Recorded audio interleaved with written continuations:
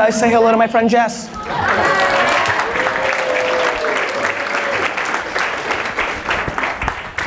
So, thanks guys for hanging.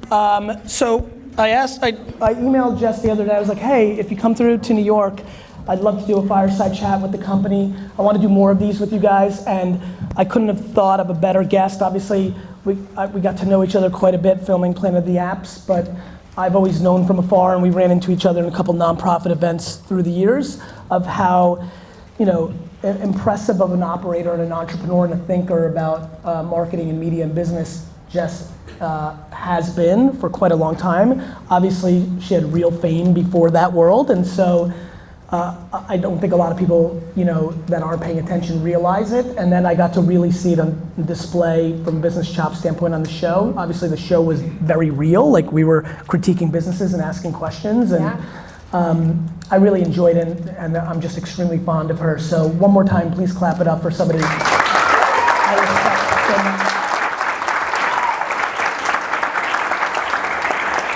So I think I'm gonna ask a couple questions, and then I think we'll open it up to some questions, and then we'll all go on our merry way. So first and foremost, Jess, when did you start thinking about or realize that you had business interests?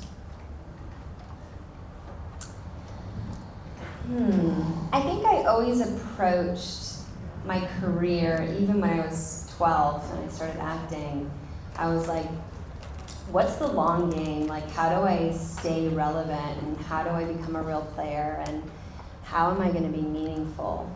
And so I was always pretty strategic in the way that I approached my career. And I thought of myself as a brand before it was a thing to think of yourself as a brand. I was always really cognizant that anything that I associated myself with was going to be reflective of how people thought of me. Yep. And I protected that for a long time. And when I decided to launch my own brand, I really feel like all of that thought really got channeled in the best way. I didn't know what the outcome would be, but I was certainly very aware of being protective of my image from day one. So on that note, and actually remember this from a conversation now, let's dig a little bit deeper. Was there ever a role that you really jockeyed for and were strategic for, or was there anything that CAA and those characters were pushing you hard to do that you passed on based on this thesis? Yeah. Both. Tell us. Both. So I never got to really show my chops as a real dramatic actress when I was young, because I wouldn't show my boobs.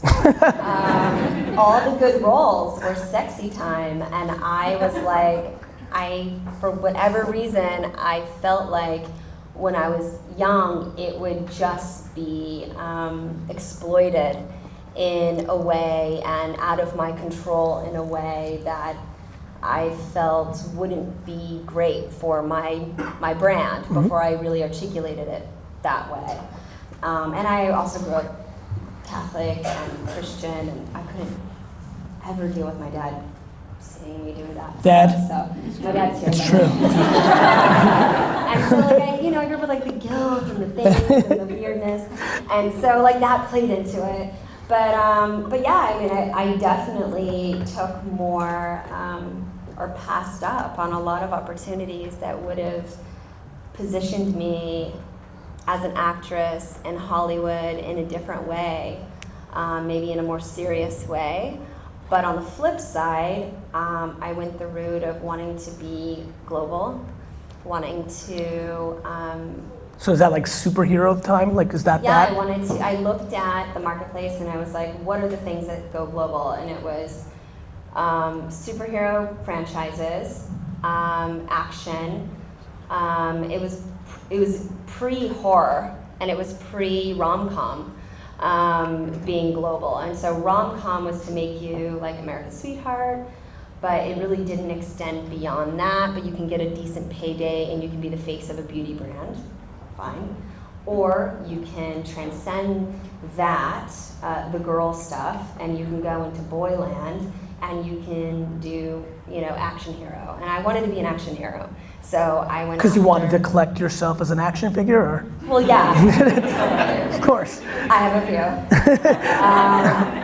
So yeah, I've been many action figures over the years. And I started with a TV show that I did with James Cameron called Dark Angel. I was actually offered. Oh, we remember.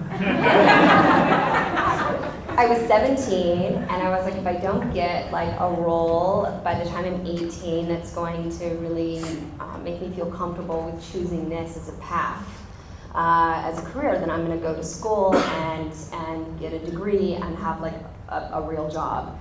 And, so really, you, at that point in your career, you were like, okay. So between 16 and 18, I gave myself 2 years to really kind of figure out if this was supposed to be my path in life. And I was offered a role in Fast and the Furious, and I was also offered the starring role of James Cameron's first TV show after he did, or his first project after Titanic. And I took the James Cameron one, and then from there I was like, all right, I guess these are the stars aligning, telling me that I should maybe I should do this for a living. So yeah, from there I just thought strategically about how to maintain that global awareness. And I didn't want to be the girl to the guy that put asses in seats. I wanted to be the girl that put asses in seats. And the way to do that was with action franchises at the time. So very cool. And so how do you think about it now? Like, are you out? You gonna act again? Like, where are you in your tough. Like, I really haven't focused on this business for 9 years. Has it been that, really? It's been a long time. When you say that, what does that mean? It's been 9 years since what? Since I really cared about like it. That was okay. Since you put focus, but you've done stuff, right? Yeah, but like I got pregnant and I had a kid at 27. I got pregnant at 26 and had her at 27. And I'd been working for so long at that point. I've been working since I was 12. And hardcore really since I was 17. So it was like a solid 10 years of not having a personal life. Yep. And not really having any life outside of working, 90-hour weeks often. So I didn't sleep much and I worked a lot, and it was a blessing because it was a dream come true. But then when I actually sat in one place for the first time and I had like a person like rowing in my stomach, and I was like, oh my goodness, like she's gonna rely on me to like stay alive. That is true. How am I gonna do that? So then my perspective just shifted on like what it means to, have the luck to be alive and to have your health and to want to, operate with a different sense of purpose. Yeah, Nate, right over there in the pink shirt, Nathan, excuse me, he freaked out when he found out that the odds of being a human are 400 trillion to 1. That happened to him in LA when we were filming, so he feels that same feeling.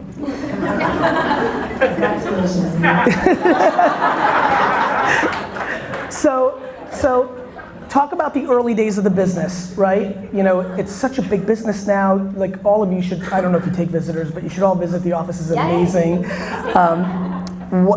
It's just growing up in such a big way. Obviously, we've worked with Unilever and Johnson & Johnson, and it gets brought up all the time. And it's so crazy, right? Because we're like the little engine that could. That's fine, but you work with like. Yes, but giants. they're all scared, right? And they're all aware, and they're all impressed. And I think, look, it gets compounded, right? Like, I think that, it's just so impressive to watch you build something so real and so big and compete at a global scale and what's interesting is you're going into a different chapter, right? You guys were this digital native brand, and now it's just getting bigger and bigger. And like when and it's happening here, right? Like they know, like I'm like, we're not 25 people anymore, right? And so like you change, and so but you don't change in spirit. You just look differently at 12 and 17 and 26 and what have you. How are you thinking about the business? Like what's exciting? What's interesting? Give us a quick little update.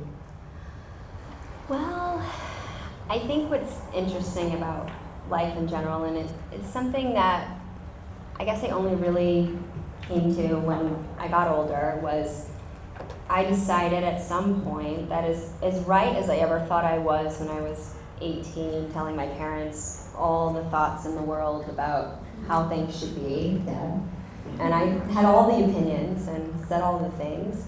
I never wanted to be the same person 10 years from then. And as a company, 5 years ago, we were a very different company, and we've grown up. And I hope 5 years from now, we will be even more grown up. Now, having wisdom doesn't mean that you should not have life and spirit. It doesn't mean that you shouldn't be open and still try and learn and change and evolve. It just means that you have, hopefully, the wisdom to not make the same mistake more than 2 or 3 times. Because it just really blows, making the same mistake over and over again. But yeah, like we're an omni-channel brand as far as distribution goes. Our model has changed a bit. We are in more verticals, more expansive as far as like. You're hardcore in the beauty thing now, right? Yeah, we're in beauty. We're launching cleaning at the end of the year. We started primarily in baby and personal care and basic cleaning, but we're really like going deep in verticals where we know we can win and where people have asked us to play in. And we've really kind of evolved into a health and wellness company. Like at the end of the day, a company that puts human health first, no matter what category we go into, it really doesn't matter. And education is as important as the products that we make. And just being able to empower people with the knowledge to make better choices, to me, is the ultimate mission. So talk to me about, so this company started from social, right? Talk to me about your personal social media behaviors. How do you roll? Do you create like fake accounts and troll people? You're a character, so I know something weird could come out here. I try to do that. I really try to do that because I feel like I have an alter ego. And I try to have like, my like social media alter ego that's like a little bit naughty. Really? But I couldn't do it. It was like too much work. And so do you have it? Do you use anything? No, I use all the things. But I started on Twitter. That was my first. Yep. That was my first account, and then I went to Facebook, and then Instagram. And do you snap? Snapchat, yeah, and Pinterest around the time of Instagram. I have to say, like whenever I'm going through a transition in my life or something new is happening, like have a new office or got a new house or making over a room, like I pin my life away. Really? Yeah, it's funny how it's not like as consistent as like a Snapchat or an Instagram, but it's much more like maniacal. Utility when you actually need it. But it's like intense. Like you're into it. It's like way too much time. You like pin the fuck out of Pinterest. Pin the fuck out of my life in the morning every night. I love it. I don't even know what's wrong with my brain right now. But yeah, so I'm like. And where are you most active day to day right now? I'm on Instagram and Snapchat, and then Facebook. And is your public profile that has the millions and millions of people following the one that you actually use? Yeah, that's. And so how do you get through all the noise, like creeper dudes like Trouty? If Trouty posts an inappropriate picture, yes, then I block him. Got it. He's clearly been blocked. He's like so red. So red. So red. This is the greatest moment in this company's history. Period. Got it. So you just kind of just navigate through it. Yeah, I should actually be a little bit more strategic with social media, but for some reason I'm not. And I don't like know to post at, the better time of the day to post is at this time, and you should post this type of content versus that type of like, I don't. You're just rolling with it. I don't follow the rules. I get it. I get it. Just like, you're doing your thing. If I'm making matcha and I'm so inspired, I'm gonna do a little video of my matcha. And that's my life. Or if I'm like into my new kicks, you're gonna see a photo of I love it. It's good. So why don't you tell everybody here a little bit about Planet of the Apps? How did that go? How was that fun? How do you think it went? I thought I was great. I don't know if you guys know this about him, but all he did was scream. They actually had to bring our mics, like our voices up to match your screen level. So that we could be at the same level. It's really cool. We filmed in 3 sets, like you pitch, then we mentor, which I did in LA, Big Ups LA, and then we pitched the VC, but they do an episode where they follow all the way through. Yeah. So the first episode is the beginning, the middle, and the end of the journey of these entrepreneurs, right? Yes, and I think it's really cool because the first episode is really featuring on our companies. Yeah, right? it's like. So that makes me happy. No, but we shouldn't tell people that. Right, we're in trouble now. But seriously, was it interesting? Like, how'd it go for you? It was a lot of work. It was. It was like stressful because I don't know. I mean, when you're thinking or running your own company, like you don't stop thinking about it, and you know how important it is to you, and it is. I mean, it's your life. It's your life, and it doesn't matter what gets in the way. You're going to figure out how to like push through and make things happen. And when things don't happen the way that you want them to happen, you're devastated. Yeah, that was not that's like when we didn't pick them. That was so hard. bad. It's horrible, but some of them deserved it because the lessons- company sucked. That's true. But the problem is in their minds they don't know that they suck. Well, yeah, we've all seen American Idol, and the person's like, "I'm the greatest singer of all time," and then they like rip our ears off our bodies. It doesn't it hurts them as much as it hurts. Yeah, no, for sure. There's like a very human thing there, and so you don't want to devastate them to the point of them not wanting to continue, but at the same time, if something like this devastates them that much, then they had no shot. That's exactly right. Anyway. And Will wouldn't allow them to be devastated because every time they didn't make it through, he ran down, hugged them, and gave them his cell number and decided to be best friends with him. So let's flip it. Are you He's a better person than Yes, much better.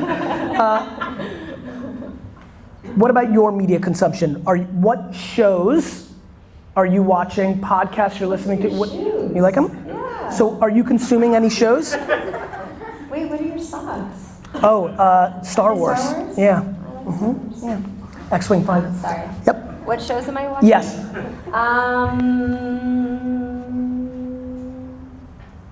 Big Little Lies. Hands in the air. Let's go. It's like a telenovela with a lot of white people. Yep. That's exactly right. Like all the drama. Yep. It's like really good. Is it good? Yeah, Okay. It's really good. What else? So I haven't finished the OA. Don't ruin it for me. You don't have to. It's just like Kim keeps works it real. my brain. It just like it gives me anxiety, and it's like the late night watch of the thing that's gonna make your heart beat fast. Hi Pierre. My friend Pierre. Hey, Pierre. His family made macaroons. You know macaroons, the French little thing. He gets mad. Macaroon. You have to say it like a thing. Anyway, so Let's clap it up for him. What's that? And what else? What do you watch? I don't know. Nothing. This is true. Watch yourself? Yes. That's exactly right. You nailed it. You pretty much nailed it. I'm really not watching anything, but that's because I'm already working. Oh, did you see the? Yep. Khalif Bauer? Yes, it's an important documentary. You saw the 13th. He's what? You saw the 13th, right? Oh. You saw that documentary, right? Nope. Oh, Jesus. But I do love documentaries, and if I consume anything, it's normally that, but I haven't seen it. You need to see it. Okay. It's important. Okay, I'm in. It actually really matters. I'm gonna leave right now. See you guys. All right, what about sports? Your dad is a hardcore Rams fan, which I respect, because they're not good either. No. Did you ever have the Jets are gonna go 0-16 this year, so just getting mentally prepared. Anything with you with sports at this point? Like when the Lakers are good, you're a bandwagon fan? So my husband grew up with Baron Davis, and so Yep, I know that. we were fans of whatever Clips. team he was on. Knicks for a few minutes? Knicks for a little bit, and Clippers. and then Golden State. If you know the people who are playing, then you feel more invested. So like that's so whenever I go to a game and I'm like, hey, what's up? Like that's fun.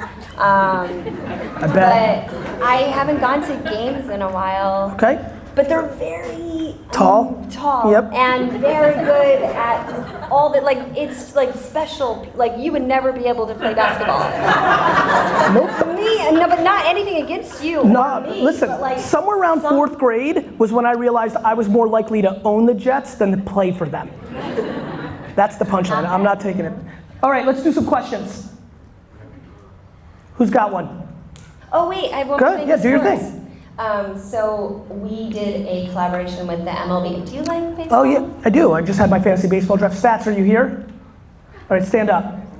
So everybody boo Stats. He's my main competitor this year in fantasy baseball, but he didn't draft very well, so I'm feeling confident. So we did a collaboration with MLB, and we did diapers that I saw them in your have office. 6 designs. Red and Sox, They're super cute. Yanks, Cardinals, Cubs? Knicks, Cubs. Knicks or basketball? Sorry, not Knicks. You got you. Mets? Not the Mets. Yanks, we said. Dodgers. And the Giants. Why do I San keep Francisco. saying goddamn Jets? I love it, because you've been affected. You've been Jets affected. everywhere. All right, questions.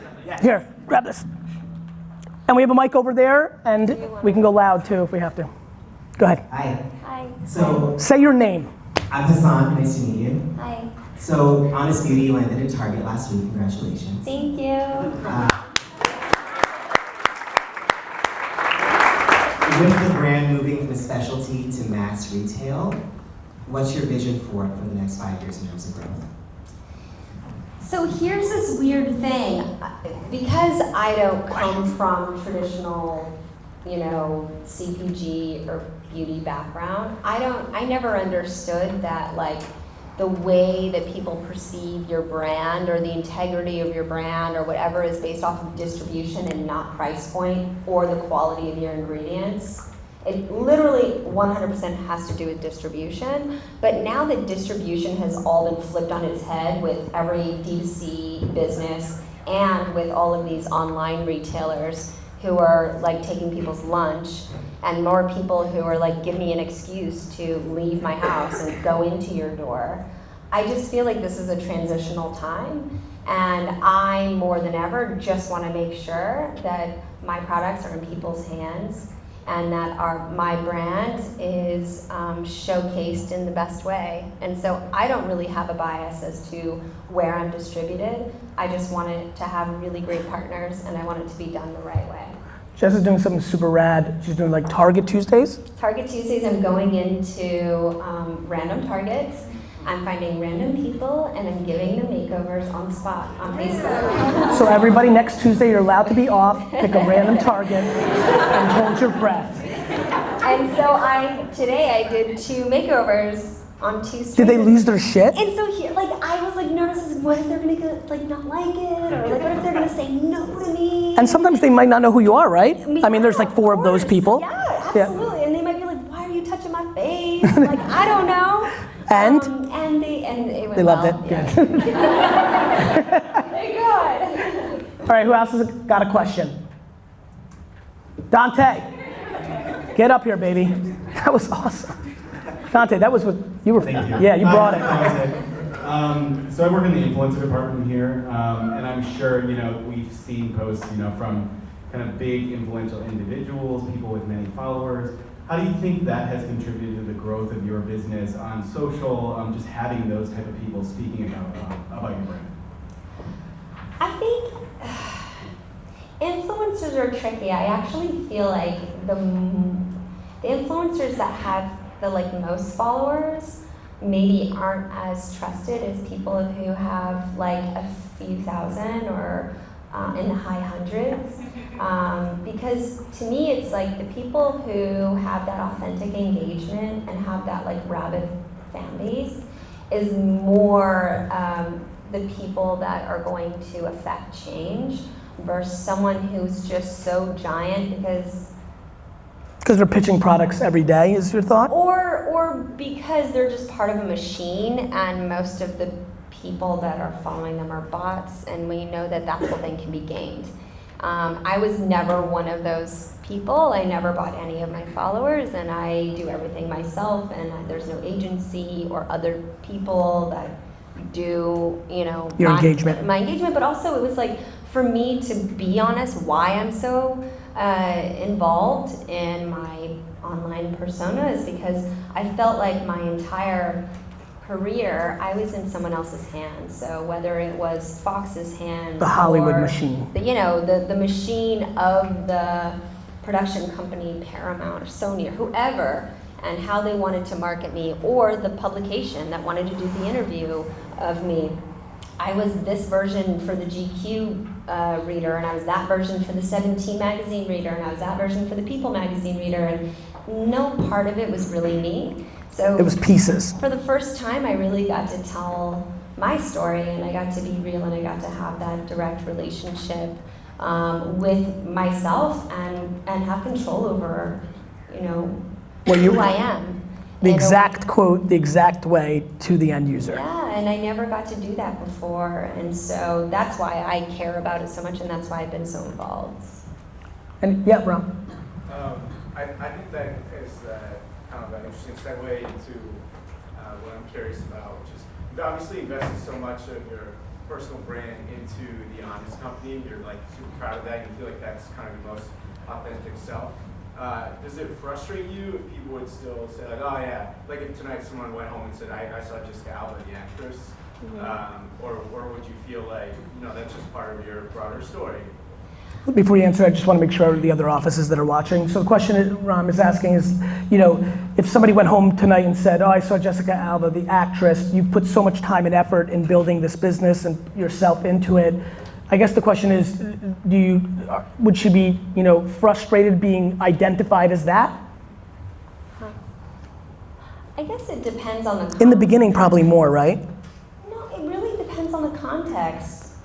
I mean, if people know me more from one thing versus another, I can't expect them to not know me for that. And I'm grateful that I was given the opportunity to have the career in entertainment that I got to have.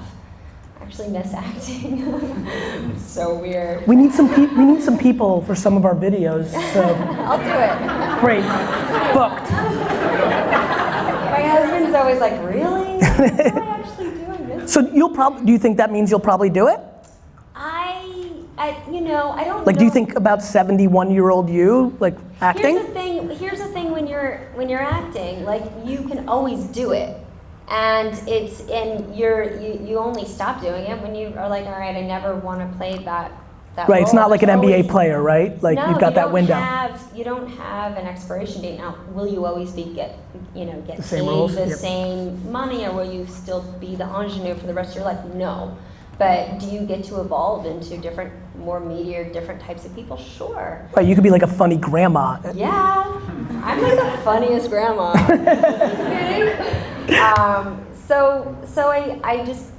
I miss it. I do. Do I care if people think of me as an actress? It depends on the context. If someone's just trying to be mean-spirited and take away what I've built, then sure, it hurts my feelings. I am a sensitive person. But if someone just doesn't really know me from anything else, then I'm like, That's the all reality. right, that's cool. Good. Anybody else? Hi. Yep, great. Hey, Lisa. Hi. What brings you the most joy? Would you say it's your acting, or would you say it's your business venture, or something else?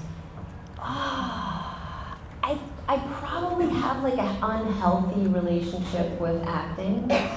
It's like the boyfriend who's never really that into you. Tell me more. It's exactly like Gary. Just want him to not look over my shoulder when I'm talking to him, but he's always interested in what's going on. It's true. On the other side Where's the of room. camera? Yeah, I have to say though, as far as like legacy in all seriousness and personal fulfillment, I never thought that I would be able to have such a full life and being an entrepreneur and being able to create a company and create a vision and create solutions for people that have really transformed their lives, and also to watch people really grow up in their own lives and their own careers, and watch personal development on such an intimate level. Because prior to this, I would spend a lot of time with strangers for about 4 months, and then I'd never see them again. But the time that I spent with them was every day, all day and night. And it was the best. And it was the best, and you create those like some really intimate relationships quickly, but then they go away, and it was so fleeting.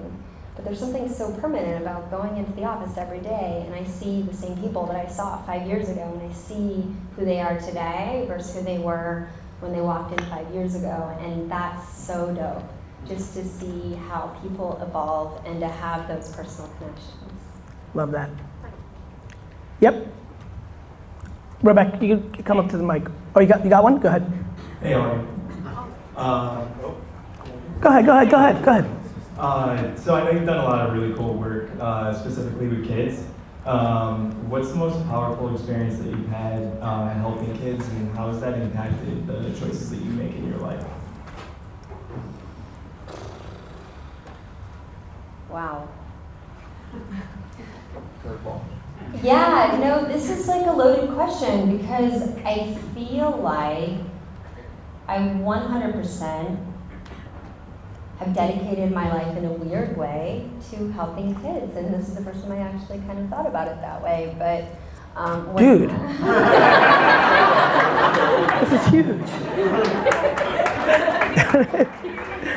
I was a really sick kid when I was younger, and I wanted to, literally anything would be better than to be sick and to be in the hospital and to have surgery. And I had multiple surgeries and multiple health problems, and I literally just wanted to be anyone else, which is why I wanted to be an actor, because it was like a way for that to actually be real as it can be, and certainly to be a superhero and be larger than life, because I was like, they can overcome anything.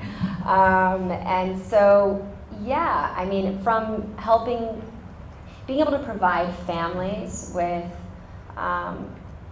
products is one thing, but even just like basic essentials.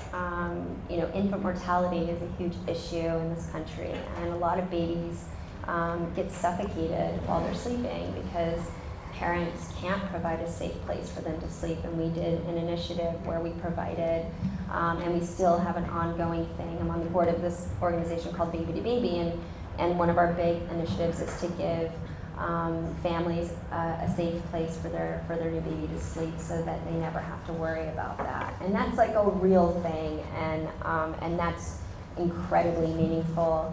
I also got the opportunity to go to Africa with Bono and Queen Rania around the World Cup to fight for education reform, a global education fund, so that every person had access to a comprehensive education, and most people who don't have access are women.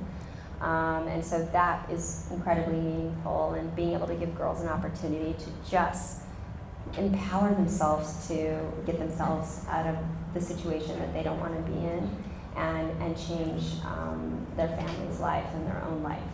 And so there's been a lot of these circumstances, but yeah, I'm very, just thinking about it, it's very cool because I don't often get to. But probably raising my own little stinkers has probably been the most meaningful, but being able to be part of so much change, and it's as scary and weird and crazy as our country feels right now with certain political things.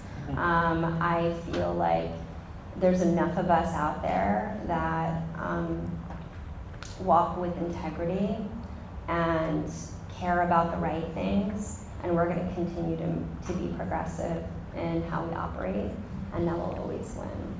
Awesome. I think the thing that I have learned no one told me, it's sort of like being a parent, like no one tells you what you're really in for, as far as the sleepless nights and you'll never not worry again thing that happens. In business, you never underestimate your gut. There's a lot that you can learn, right, in school or through experience and making mistakes, but trusting your gut and knowing what you don't know is just as important as knowing what you do know, and being able to have the humility to support what you don't know with experts and other people to fill those gaps, and trusting your gut. Love it. Go ahead. Here, grab this. Mic? Yeah. I don't need a mic. It's Go ahead. fine. But I'm on. they need it.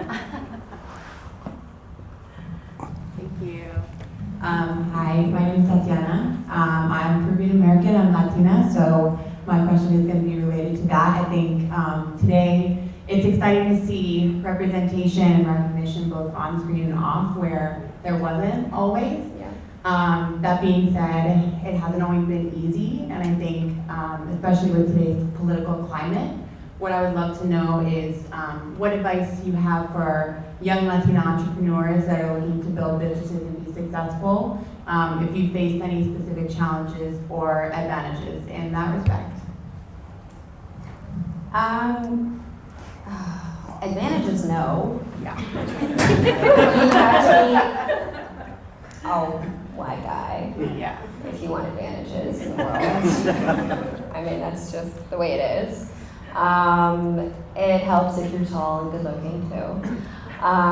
But, you know, being a girl who's just trying to figure it out and doesn't, you know, for me, I'm just talking from my own experience, I never had a traditional or conventional background or education, nor did I have nepotism that got me to where I'm at, and I literally had to pave my own way, and I had to figure it out and create that path and have the vision for myself. And it was almost the naysayers that drove me to prove them wrong. And also, like, when you don't have anywhere to go but up, there's almost like something nice about that, because people don't expect you to fail, because they don't think you're capable of doing anything more than nothing. And so then there's even more like of a fire to prove them that you can, and that you can make a difference.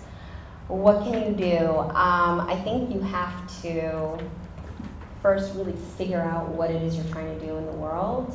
How are you going to be different? Look at the competitive landscape, be very realistic with yourself, and make sure that you have a very unique proposition or perspective or point of view. Because if you're just a Me Too company, why do it? I think the one thing I would add, I'll jump into this one because I love it so much. I think the one thing that true entrepreneurs need to realize is that the market doesn't care. Let me tell you one great thing about the market. Like, it wants to make money, right? Do I think some VCs may say you don't look the part? No, sure, but I've got a news alert. I don't usually invest in white affluent dudes from good families because I don't think they have a chip on their shoulder. So I'm playing the reverse. And the truth is, I've been wrong and I've been right. So I think if you're a purebred entrepreneur, you realize you're getting punched in the fucking mouth 24/7, 365 anyway. The market is the market, and if you dwell on what you are and why you're not winning because of that, you would have never had it's no different than the people we said no to. You can't be a victim of circumstance. And it's sort of like blaming your parents. It's like, yeah, right. Everyone has a history, and you can blame your parents until you're blue in the face, but if you only focus on that, you'll never get over it and be an adult and figure your own life out. And by the way, your parents are just trying to do the best they could, and there's no manual, which I learned later in life. But yeah, I think if I would have started The Honest Company when I wanted to start, it would have been too early. And actually having 3 years of rejection, it gave me the armor to take on actually getting funding and starting the company and taking all of the punches and all in my face and my eyes and my ear and my nose that constantly came at me. And still do every day. And still do every day, of course. But I have more like calluses, and so I can like take it differently than I could have. We'll sneak in 2 quick ones. Sorry, just Pam. Hey, I'm Pamela. Thank you again for being here. My question's a little bit more about the blend of your personal life and your professional life, and what a typical day looks like for you, if there is a typical day. And then if you have any rules of thumb or tips and ways that you keep your friendships alive, your relationship and your family time kind of protected, and also have time for passion projects and your job. Does it look like I have it all figured out? Because I really don't. I'm always, every day, just trying to do the best I can. No 2 days are the same. I'm constantly trying to create routines because I feel like that's good. And everything that I've read about successful people is they start early. I hate waking up early. It like hurts all of my feelings. And every time I wake up early, it's just like, why me? But I've read so much that successful people, I feel like you start early. Yeah, you do. I'm not. It's not early or late. It's for me. It's just maximizing when I'm awake. Like people are always like, "How much do you sleep?" Thinking I'm gonna say 3 or 4. Like I'm dying to get 6 or 7 because I think it's healthy. Yeah, it's just that I'm fucking on all 18 hours when I'm awake, right? Yeah. He is. Oh, they know. I wish I figured out the secret sauce. I don't know. I have friends that I was really close with at certain periods of time, and now we're not. And now I have other friends that I'm really close with, and I kind of give myself a break. And so I just think that if you can not think of the pressure of like society of who you need to be, and you're just really true with who you are, and know that you're trying to do the best you can kind of just figure it out. That's my theory. It's probably wrong. It's so right. But I wish I was better at like waking up early and eating healthy and exercising and calling my mom. Like I'm just not good at stuff. But I'm good at like being with my kids and telling them about things, and then when they yell at me enough about the same thing over and over again, I can sometimes say like, okay, you're right, I'm probably doing the wrong thing, and try to do better next time. Hi, my name is Crain. My question is more around entrepreneurship. What are your top 3 factors that inspired you to become an entrepreneur? And what order would you rate those 3 factors? 3 factors that inspired me to be an entrepreneur. Social justice was my big one. I felt like it was completely unfair that only people who lived in a certain tax bracket deserved to have a better life and had access to not just better products, but more education to make better choices. And so I would say that's 1, 2, and 3. And I went and lobbied for chemical reform and tried to work at that angle, and I got nowhere. And they made it a partisan issue, and it's a human health issue. And when you're like, this is just like a civil right. People should just know what's in stuff and how it's going to affect their health, and the fact that the government won't protect us. Someone needs to go out there and prove that people want this, and people will vote with their wallets. Always. And that's what really drove me every day, and that's what still drives me. Jess, thank you so much for stopping by. Yeah. I love you.